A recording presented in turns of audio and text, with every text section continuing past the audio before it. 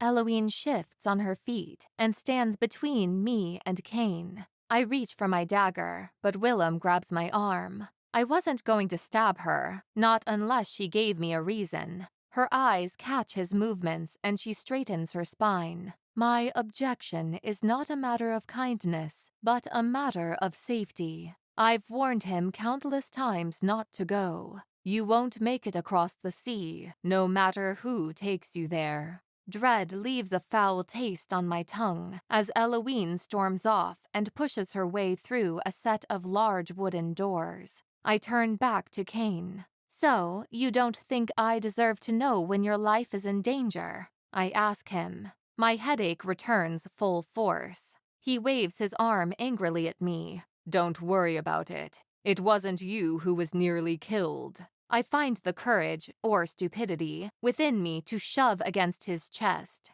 Why must you be so selfish? What if you hadn't come back? Would you expect me to wait here forever, or scour to the ends of the underworld for you? Would Willem be obligated to return me to the castle until my time here ran out, and I was forced to return home? He frowns at me as though my anger is unjustified. I was nearly your widow before I had the chance to be your wife. I hate the pitiful sob that punctuates my word. You may not care whether you live or die, but I do. I rush toward the stairs. I need to get away, to clear my head of these insufferable emotions, but he grabs my arm and pushes my hair out of my eyes. Kane grips my chin, but I stare at an empty spot on the wall defiantly, refusing to meet his stare. Why are you being so dramatic?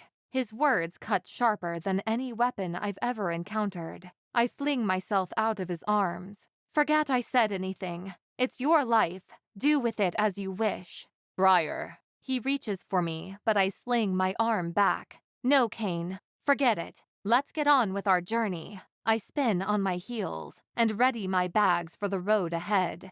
We ride out of Feindar before the sun reaches its highest peak. Kane attempts several times to speak to me, but I remain silent. There's no use in talking to him when I'm angry, and he has no intention of listening. I know Kane better than I know myself, and he isn't ready to hear what I have to say. Kane spurs his horse on and rides hard ahead of Willem and me. The Reaper regards me with the usual amount of suspicion. I know what you plan to do, he says. I know you plan to kill Kane with that blade of yours. I pull my horse to a full stop, mouth gaping like a fish. That is a serious accusation, and one I'm certain is the truth. Willem interrupts. There's no use in denying it, mortal. Clearly, I underestimated you. I shut my mouth and narrowed my eyes, glancing ahead to make sure Kane hadn't noticed.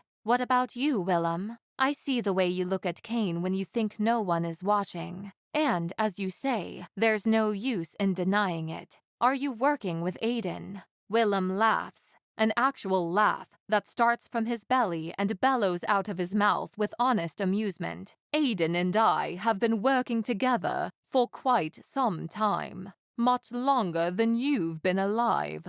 I assure you, he and I share a common goal. And what would that be?